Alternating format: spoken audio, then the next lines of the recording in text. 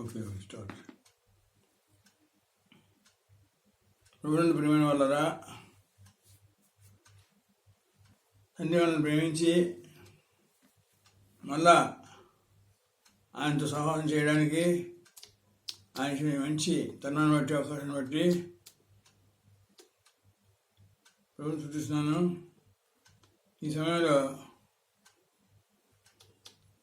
ప్రభు మనతో మాట్లాడే ఆయన వాక్యంలో నుంచి కొన్ని వాక్యాలు మనం ఈ సమయంలో జ్ఞాపకం.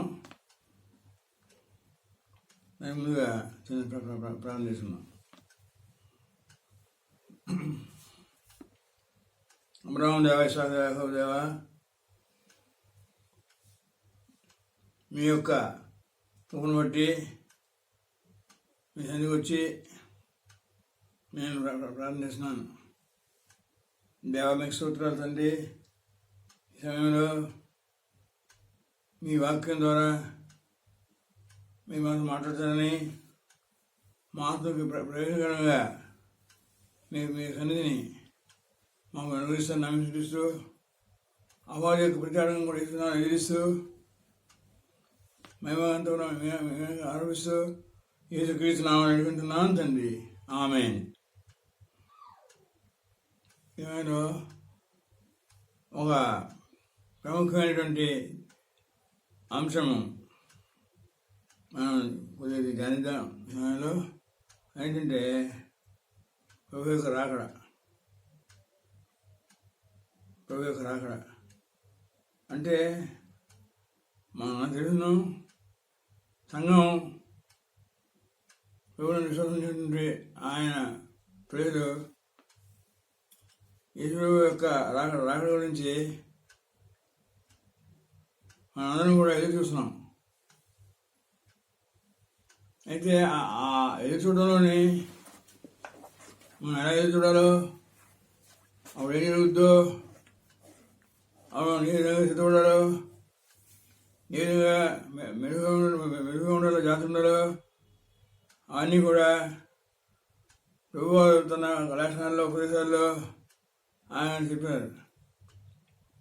దాన్ని మనం ఒకసారి ప్రేమ తీసుకుని మళ్ళా మనం తిరిగి ఆయన దాడి వరకు మనం పురుగుకున్నాం. ఇక మనం దేవుని వాక్యం ఏంటంటే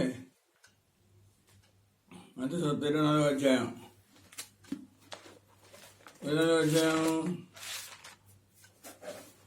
3-4 వచనాలు మనం చూద్దాం. 24వ అధ్యాయం 3-4 వచనాలు. మత్తయి సువార్త 24వ అధ్యాయము 3-4 వచనాలు. ఆయన ఒలీవల కొండ మీద కూర్చుండి ఉన్నప్పుడు శిష్యులు ఆయన యొద్దకు ఏకాంతముగా వచ్చి, ఇవి ఎప్పుడు జరుగును? నీ రాకడకును ఈ యుగ సమాప్తికి నీ సూచనలేవి మాతో చెప్పుమనగా, యేసు వారితో ఇట్లనెను, ఎవడును మిమ్మును మోసపరచకుండా చూచుకొనుడి. ఇక్కడ శిష్యులు వచ్చి ఒక ప్రశ్న వేసినారు. ఏంటంటే ఇది ఎప్పుడు ఎరుగును? నీ రాకడకును యుగ సమాప్తికి సూచనలు ఏవి మన చెప్పకుండా. ఈ ప్రశ్న మనం గమనించినప్పుడు ప్రియమైన వాళ్ళరా, ప్రభు దాని ముందే తన ఉపదేశాల్లో, తన యొక్క పరిచర్యలో తన వెంబడించిన శిష్యుల్ని ఆయన రావడం గురించి అప్పుడు ఏం జరుగుద్దో అంతా కూడా ఆయన ముందే ముందే చెప్పి ఉన్నాడు. అందుకని వాళ్ళు ప్రశ్న చేస్తున్నారు. ఇక్కడ వాళ్ళు 2 ప్రశ్నలు వేశారు. మీరు ఎప్పుడు జరుగును?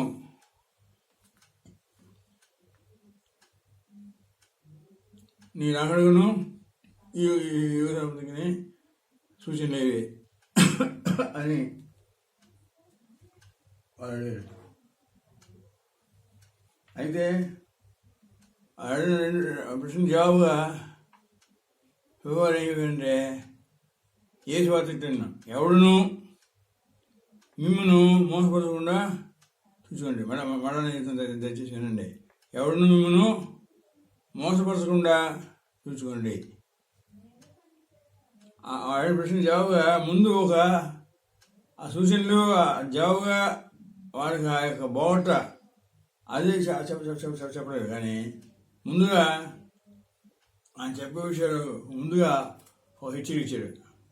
ఆ హెచ్చరిక చాలా ప్రముఖమైనది. అందులో ఈ అంచనాలు చాలా అవసరం. హెచ్చరిక ఎవడును మిమ్మను మోసపరచకుండా చూసుకోండి. ఎందుకు ఈ వార్నింగ్ హెచ్చరించాడు అని మనం ప్రశ్నిస్తుంటే, మన విరోధన అపవాది, సంఘానికి విరోధన అపవాది,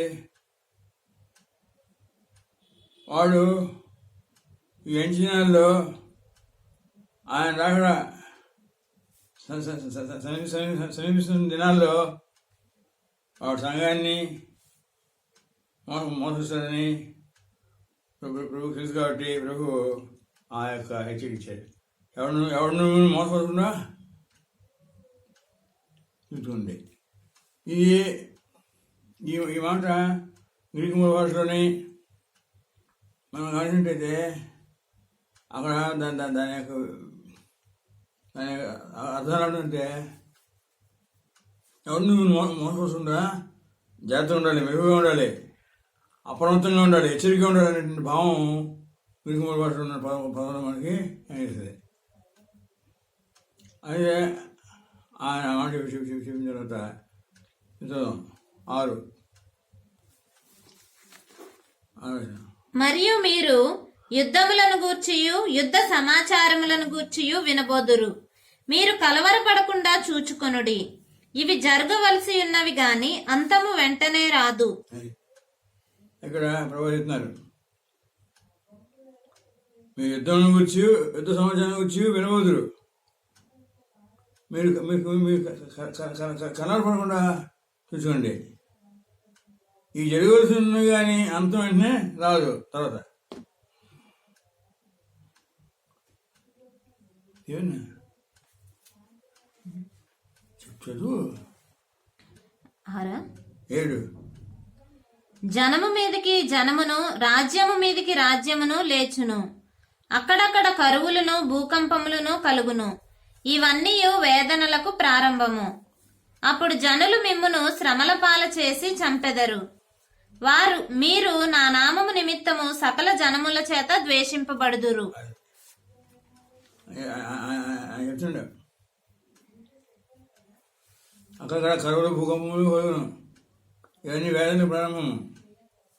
ఈ వాక్యం మన ఇంటిలో నెరవేరింది. తర్వాత ఇతర ప్రజలు ఏం చేస్తారంటే ఆ శిష్యులతో మాట చెప్తున్నాడు, మిమ్మల్ని శ్రమలపాలు చేసి చంపేస్తారు. మీరు అందరి చేత నా నాణ్యతను సకల జనం చేత మీరు దేశం పెడతారు. అది గమనించినట్టయితే సకల జనం దేశం పెట్టడం కాకుండా ప్రభు యొక్క రాక గడియ సమీపంగా ఉన్న ఆ దినాల్లో ఎవరైతే ప్రభు రాక వరకు సిద్ధపడి వారి యొక్క సొంత కుటుంబ సభ్యుడే, సొంత తండ్రి అన్న సహోదరులు, వాడి సొంత ఆ వ్యక్తి సొంత కుటుంబ సభ్యులు ఏం చేస్తారు? ఆ వ్యక్తిని నిరీక్షిస్తారని మనం చూస్తున్నాం. తర్వాత 10 అనేకులు అభ్యంతరపడి ఒకరినొకడు అప్పగించి ఒకరినొకడు ద్వేషింతురు. అనేకులైన అబద్ధ ప్రవక్తలు వచ్చి పలువురిని మోసపరచెదరు.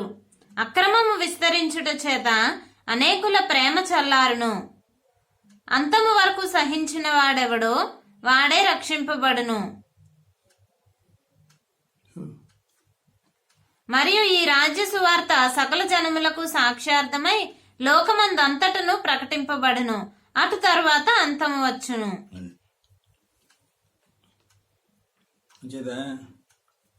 మరా కొన్ని చెప్తున్నాడు. ఈ సూచన ఇప్పుడు ఏం చెప్తున్నారంటే ఈ సూచనలు మనం విని వాటిని గమనించి వాటిని అర్థం చేసుకుని ఆ సూచనలు మనం నెరవేరుతున్నారు గమనించుకొని మనం చాలా జాగ్రత్తగా ఉండాలి. మనం ఏదైనా అపరిస్థితి మనం మోసం చేయకూడదు. ఇక వచ్చింది అక్రమం నుంచి అనేక ప్రేమ చల్లాలంది అని ప్రవేశిస్తున్నారు. ఇది యథార్థమైన విషయం. చాలా కుటుంబాల్లో ఈ భాగవత మధ్యలో కూడా సంఘంలో విశ్వాస మధ్యలో అక్రమం విసరించింది.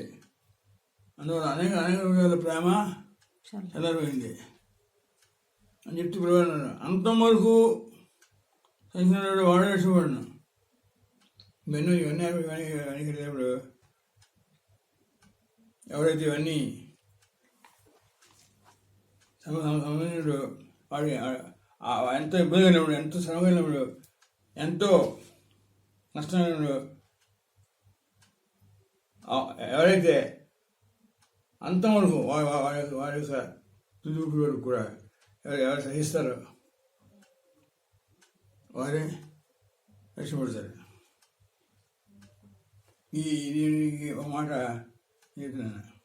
పౌలు అంటాడు, మన ప్రత్యక్షం కాబోవు మహిమేత ఇప్పుడు కాలక్రమంలో కావు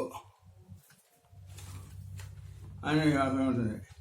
అంటే శ్రమస్తాయి కానీ ఈ శ్రమలు అన్ని సరే మన ప్రత్యక్షం కాబోవు మహిమేత ఈ శ్రమలు కావు. అంటే ఆ నిరీక్షణ మనం చూస్తాం. రోమా 8వ అధ్యాయం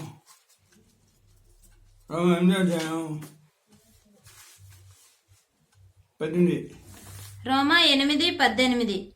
మన ఎడల ప్రత్యక్షం కాబో మహిమ ఎదుట ఇప్పటి కాలపు శ్రమలు ఎన్నదగినవి కావని ఎంచుచున్నాను. ఇంకేదా దేవుడు వాక్యం ద్వారా ఆయన మనం ప్రేమించి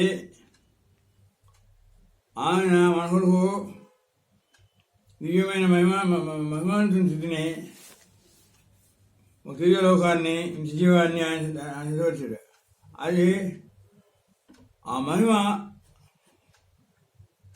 మన వారు సిద్ధపరిచిన మహిమ, ఆ మహిమ మనం పొందుతుంటే ఇప్పుడు కాదు శ్రమలు ఎన్నైనా కావు. అంటే ఆ మహిమ యొక్క స్థితి ఎంత శాసనం ఉంటే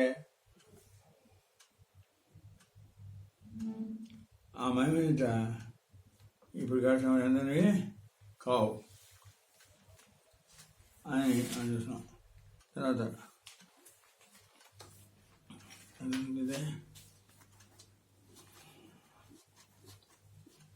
ప్రధానంగా 24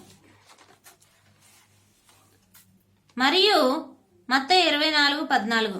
మరియు ఈ రాజ్య సువార్త సకల జనములకు సాక్ష్యార్థమై లోకమందంతటను ప్రకటింపబడును, అటు తర్వాత అంతము వచ్చును. ఎవరు ఈ రాజ్య సువార్త సకల జనులకు సాక్షార్థమై లోకమంతటను ప్రకటింపబడును, అటు తర్వాత అంతం వచ్చును. ఎందుకు ఏమంటే ఎవరి యొక్క రాకడికి ముందుగానే అసలు ఈ సువార్త దేవుడు తీసుకుని నిర్మించాడు. ఆయన కన్యాగరంలో జనించినందువల్ల ఏం చేయింది, ఆయన యొక్క పరిచయం ఎలా జరిగింది, ఇవన్నీ కూడా ఇది సువార్త యొక్క సువార్త యొక్క సత్యాలు. అయితే ఈ సువార్త సత్యాలు ఎందుకంటే అందరికీ తెలియాలి ఆ తర్వాత అంత వస్తుంది అని అంటే కేసుడు రాక ఆయన మానసికంగా ఆయన వచ్చుట ఆయన చంపట ఆయన తిరిగి పొందట తిరిగి ఆడట ఎంత సువార్త యొక్క సత్యం అందులో ఉంది ఈ ఈ పదాల్లో. అది అందరికి తెలియాలి. అది తెలిస్తేనే కానీ ఈ సువార్త అందరికీ తెలిస్తేనే కానీ మనుషులు వాళ్ళ హృదయాలు మార్చుకోరు. సువార్త వాళ్ళ రీతులన్నీ ఎందుకు తర్వాత వారు ఈ సువార్త వాళ్ళు ఉంటేనే కదా దేవుని ప్రేమ తెలుస్తేనే కదా వాళ్ళు వాళ్ళ హృదయం మారుతుంది, అడిగితే మారుతుంది. వాళ్ళ పాపం నుంచి దేవుని బట్టి పరిశుద్ధులు నీతిగా చేసబడతారు. ఈ సువార్త ఈ యొక్క సహజలకు సాక్షాత్ అవమంతును ప్రతిమను. ఇప్పుడు ఈ సందర్భంగా మాట నేను మనవేస్తాను.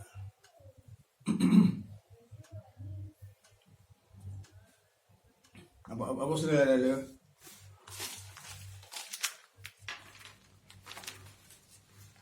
6వ అధ్యాయం వెళ్తే అక్కడ ఆరోహణ ఉన్నాడు.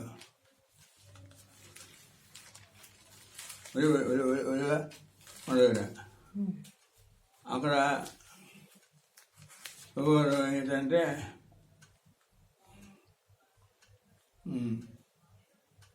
ఒకటి 6 నుంచి అపోస్తల కార్యములు 1:6 నుంచి 1:6. కాబట్టి వారు కూడి వచ్చినప్పుడు, ప్రభువా, ఈ కాలమందు ఇశ్రాయేలునకు రాజ్యమును మరలా అనుగ్రహించదవా అని ఆయనను అడుగగా, ఆయన కాలములను సమయములను తండ్రి తన స్వాధీనమందుంచుకొని ఉన్నాడు.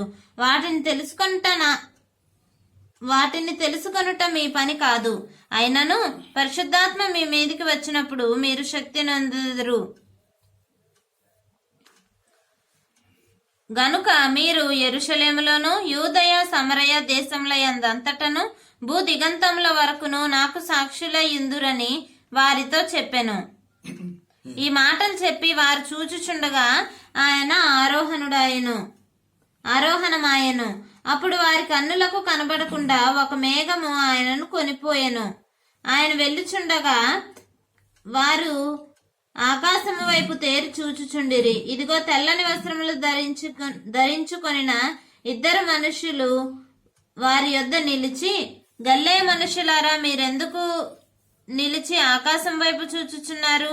మీ యొద్ద నుండి పరలోకమునకు చేర్చుకొనబడిన ఈ యేసే ఏ రీతిగా పరలోకమునకు వెళ్ళుట మీరు చూచితిరో ఆ రీతిగానే ఆయన తిరిగి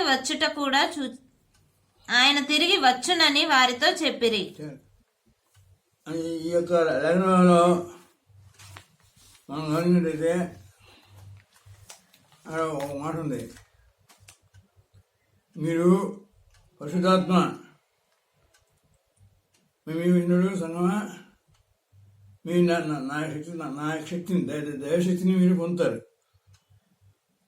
కాబట్టి నా అర్థం పరిశుద్ధం ద్వారా దైవశక్తిని పొందుతారు కాబట్టి అప్పుడు సంఘం మీరు కూడా నాకు సాక్షిగా ఉంటారు, భూజంతో నాకు సాక్షిగా ఉంటారు అని చెప్పిన తర్వాత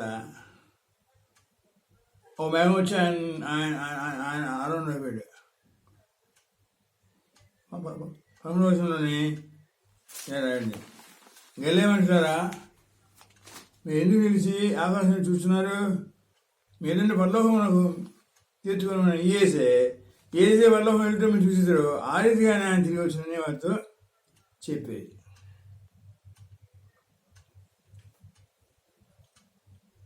ఎలా అయితే ఉన్నాడో తిరిగి వస్తాడని చెప్పి అక్కడ దూతలు లేకపోతే చెప్పారు. అందుకని ఇప్పుడు ప్రభువారు ఎలాంటి ఆలోచన ఆ మాటగా ఆనందంగా ఏమని అనిపిస్తుందంటే ప్రభుత్వం రావాలంటే ఈ రైసు వత్త సగదిల్లు శాశ్వతంగా పడిన సగదిల్లు శాశ్వతంగా ఈ శివత్త పడినపడాలి. అప్పుడు అంతం వస్తుంది, అప్పుడు రాక వస్తుంది అనేటటువంటి భావంతో వాడు ఏంటంటే అవసరాలు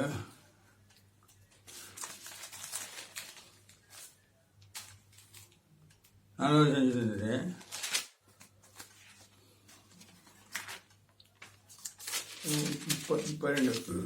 అపోస్తుల కార్యములు 4వ అధ్యాయము 32వ వచనం.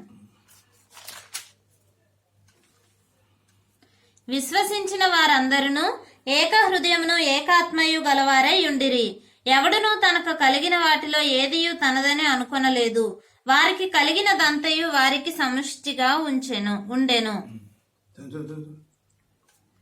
ఇదియుగాక అపోస్తులు బహుబలముగా ప్రభువైన యేసు పునరుద్ధానమును గూర్చి సాక్ష్యం ఇచ్చిరి. దైవ కృప అందరి యందు అధికముగా ఉండెను.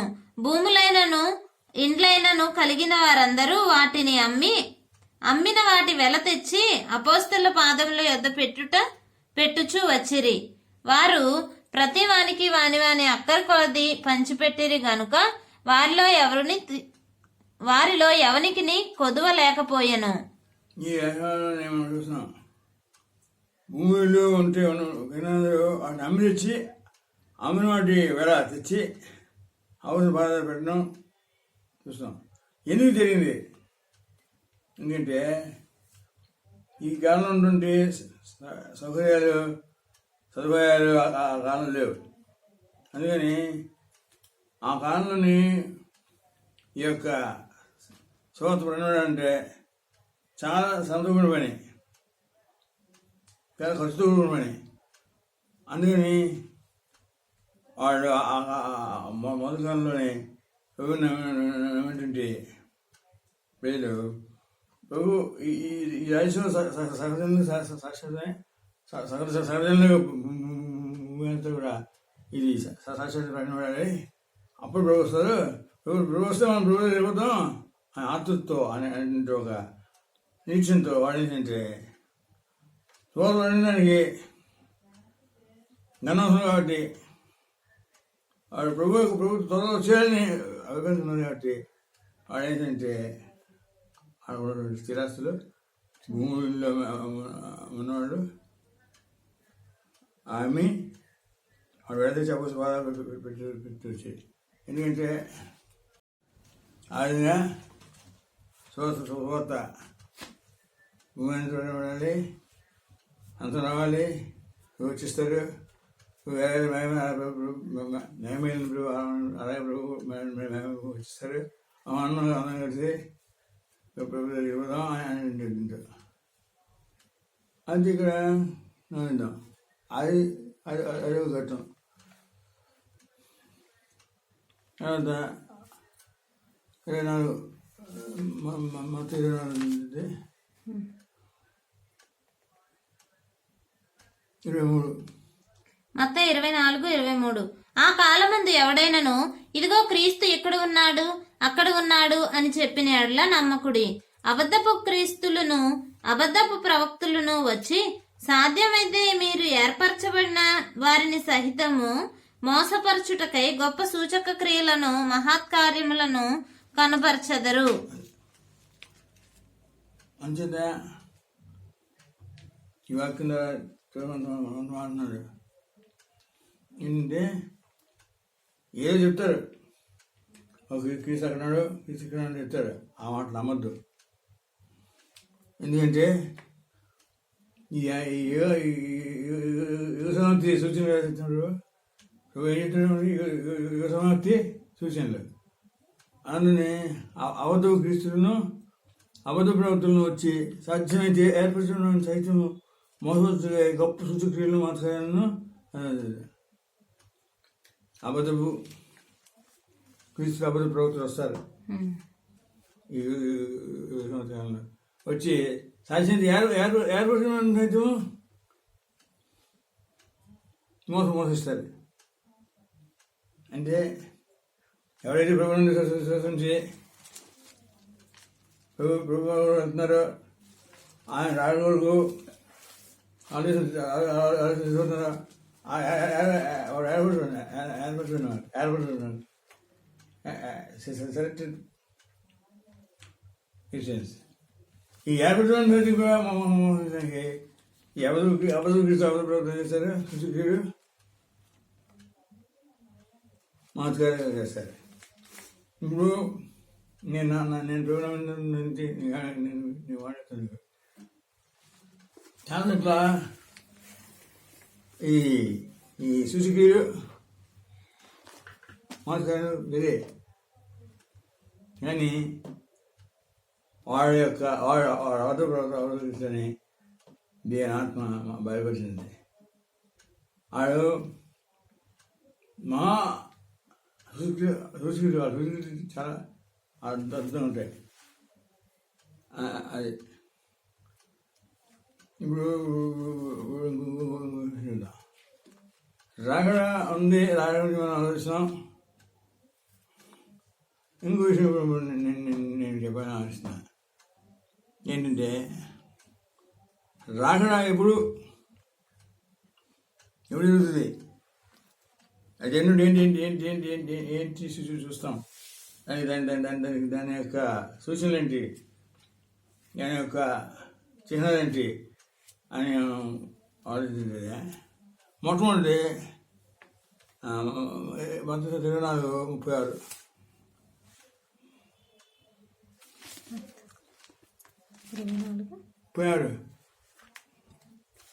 మత్తయి సువార్త 24:36. అయితే ఆ దినమును గూర్చియు ఆ గడియను గూర్చియు తండ్రి మాత్రమే ఎరుగును గాని ఏ మనుష్యుడైనను పరలోకమందలి దూతలైనను కుమారుడైనను ఎరుగరు. ఇది చాలా ముఖ్యమైన విషయం సోదరులారా. ఆ గడియను గురించి ఆ దినం గురించి తండ్రి నాకు తెలిసిన ఇంకెవరు తెలియదు. ప్రభు వస్తున్నాడు, ప్రభు వస్తాడు, ఆయన వస్తాడు, ఆయనకు కూడా తెలియదు. ఎందుకంటే ఎందుకు తండ్రి ఇలాంటి స్థితి సాధించాడు ఉంటుంది.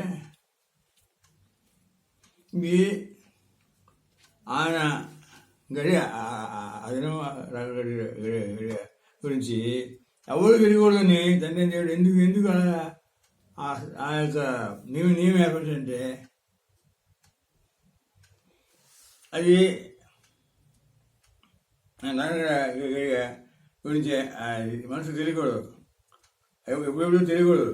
ఎందుకంటే తెలిస్తే దానివల్ల సంఘం అశ్రద్ధమైపోయి నిర్జీవమైపోయి అది రాయుడు గురించి సిద్ధపడుతుందా అనుకుంటున్నానని సిద్ధపడ్డాడు అయిపోద్ది. ఎందుకంటే నేను మీకు చెప్తున్నాను, ఆ గడియ తెలిస్తే అది తెలిసిన సంఘానికి తెలుసుకుంది. తెలుసుకోవడం ఏమైందంటే రాగడ గడియ తెలుసుకుంటే ఏమిటంటే రాగడ గురించి 1 లక్షం అశ్రద్ధ వచ్చేస్తుంది అందులో. ఎందుకంటే ఇంకెప్పుడు ఇంకా రాగడ సంవత్సరం ఉంది, సంవత్సరం మనం చదవలేమా, సంవత్సరంలో మనం ఆయుతం పొందలేమా అనుకుంటారు.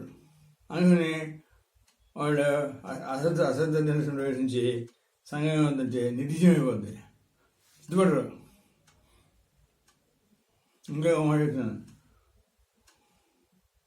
సడన్గా ఒక 1 రోజులు ఉన్నామండి, 1 రోజులు కదా ఇది ఎవరు మనం సిద్ధపడడం ఉంటాడు. కానీ అందుకని ఏంటి ఆ గడి గురించి ఎవరికి తెలియదు. ఆ తర్వాత ఇప్పుడు చూసేస్తున్నాడు, అది చెప్పి నోగుతున్నాం 37 నెక్స్ట్ మత్తయి 24:37. నోవహు దినములు ఎలాగుండెనో మనుష్య కుమారుని రాకడయును అలాగే ఉండును. జలప్రలయమునకు ముందటి దినములలో నోవహు ఓడలోనికి వెళ్ళిన దినము వరకు వారు తినుచు త్రాగుచు పెండ్లి చేసుకొనుచు పెండ్లికిచ్చుచు నుండి అందరినీ కొట్టుకొని పోవు వరకు జలప్రలయం జలప్రలయము వచ్చి అందరినీ కొట్టుకొని పోవు వరకు ఎరుగకపోయిరి. అలాగుననే మనుష్య కుమారుని రాకడ ఉండును. నోవు దినాలు చెప్తున్నాడు. నోవు దినాల్లోని లోకం ఎంత ఎంత ఎంత ఎంత భయంకరంగా ఉందో ఆదికాండంలో అర్థం అవుతుంది. ఆ జలప్రలయం ముందు దినంలో నోవు ఓడలోకి వెళ్ళిన దినం వరకు కూడా జలప్రలయం వస్తుంది. నోవు చెప్తున్నా సరే దాన్ని వాళ్ళు చేయకుండా తించు తాగుచు పెళ్లి చేసి పెళ్లి ఇచ్చింది. అంటే ఆ లోకంలోనే వాళ్ళు దాన్ని లోపలికి ఆనందిస్తున్నారు. కానీ ఎప్పుడైనా వచ్చింది అందరినీ కూడా వాళ్ళు తెచ్చుకోలేరు. అలాగే మనుషులు రాక కూడా ఉంటుంది. మనుషులు రాకలోని ఆ రోజు ఏముందంటే నేను చెప్తాను తెలిసిందండి, రాడైపోతాయి.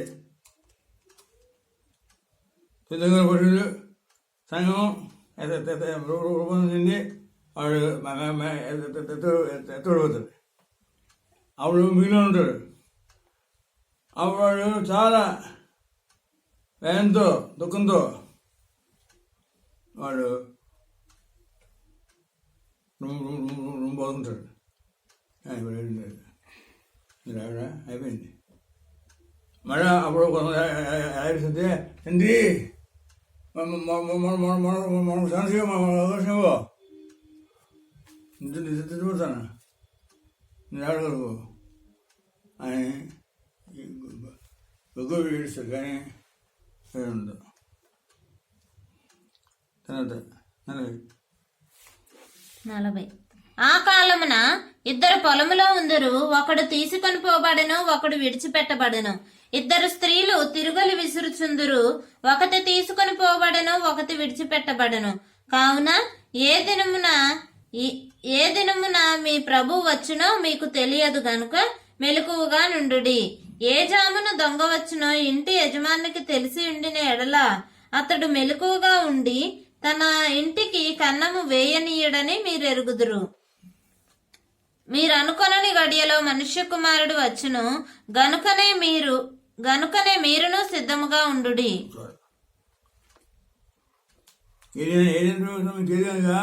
మెరుగుగా ఉండాలి, సిద్ధంగా ఉండాలి అని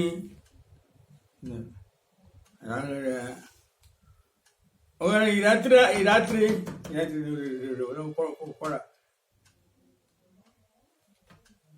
కూడా ప్రాణం పెట్టావు. ఈ రాత్రి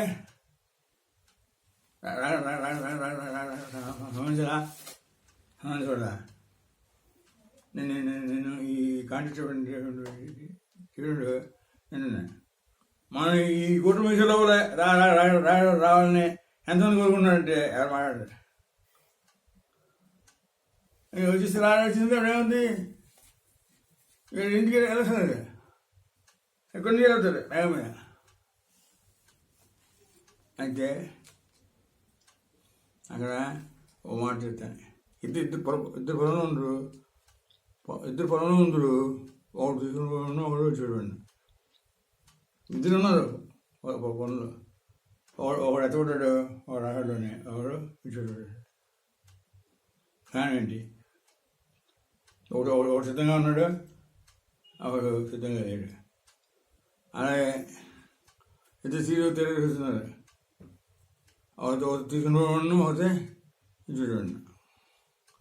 అంటే ఈ మాటలు ఎందుకంటే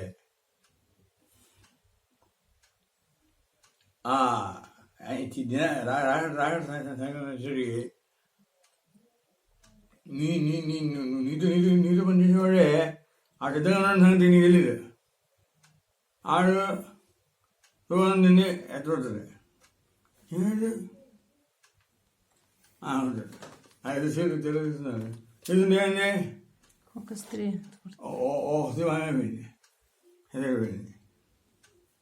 అందుకని తర్వాత మనం తెలిసిందే అని ఆయన కృతం బుద్ధి కలిగిన బుద్ధులు నుంచి చెప్పారు ఆయన ఉద్దేశంలో.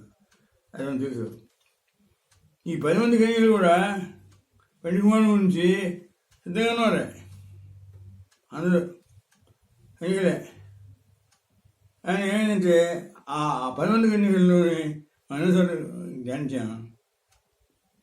ఏంటంటే 5 పెళ్లి కుమారుని కలిగలుగుతారు. 5 కన్యలు సిద్ధపడ్డ లోపం బట్టి ఉండిపోతారు. ఇంకో విషయం, ఈ 10 మంది కన్యలు కూడా వారు పెళ్లి కుమారుని వెళ్ళగలకుంది. 10 మంది కన్యలు కూడా దయచేసి సహోదరులారా అందరూ వదిలి ఉంటారు. కానీ అందులోని 5కి వాళ్ళ స్థితుల్లోని నూనె ఉండదు. 5 స్థితుల్లో నూనె ఉంటుంది. నా స్థితిలో నూనె లేదు, 5 స్థితిలో నూనె ఉంది అని ఆ తేడా తెలిసిందే. అయినా సరే దాన్ని వాడు ఎక్సేది. అందుకని ఏముందంటే డ్యూటీ ఎలా పోతుంటే స్థితిలో నూనె ఉంటుంది. కన్నీళ్ళు ఆడు ఆ నూనె పోసి ఆ డ్యూటీలని వాళ్ళు తిరిగి ప్రకాశం చేస్తున్నారు. మిగతా బుద్ధులైన కన్నీళ్ళు వాళ్ళు అశ్రద్ధ వల్ల నిర్లక్ష్యం వల్ల నూనె స్థితిలో లేదు కాబట్టి వాళ్ళ డ్యూటీలు ఆడిపోయాయి. అందుకని అప్పుడు పెళ్ళివాడు ఎప్పుడు అర్థం వస్తాడు.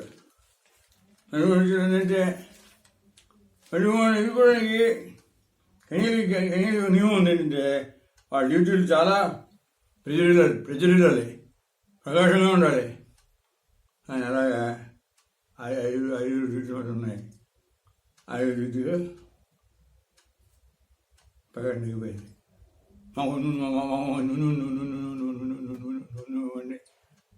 అంటే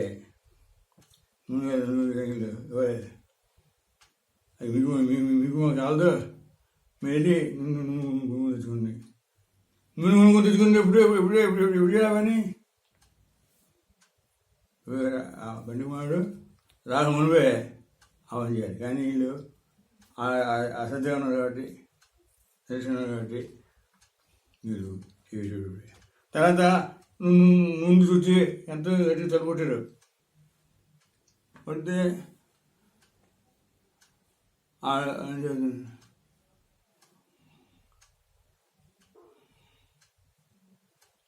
పది 25 వారు కొనబోతుండగా పెండి కుమారుడు వచ్చిన అప్పుడు సిద్ధపడి ఉన్నవారు అతనితో కూడా పెండి లోపలికి పోయేది. అంత తలుపు వేయబడిన ఆ తర్వాత తక్కువ కనిగా వచ్చి అయ్యా మాకు తలుపు దీవని చెప్పి అడుగుగా అసలు మిమ్మల్ని ఏమని ఇది నిశ్చయంగా చెబుతున్నాను. నిన్న ఆ దినమైన వెళ్ళని నువ్వు తెలియదు కనుకనే నువ్వుగా ఆ విధంగా ఇప్పుడు రాగల గురించి చాలా జాగ్రత్తగా ఉండాలి, సిద్ధంగా ఉండాలి, ఉండాలి. అని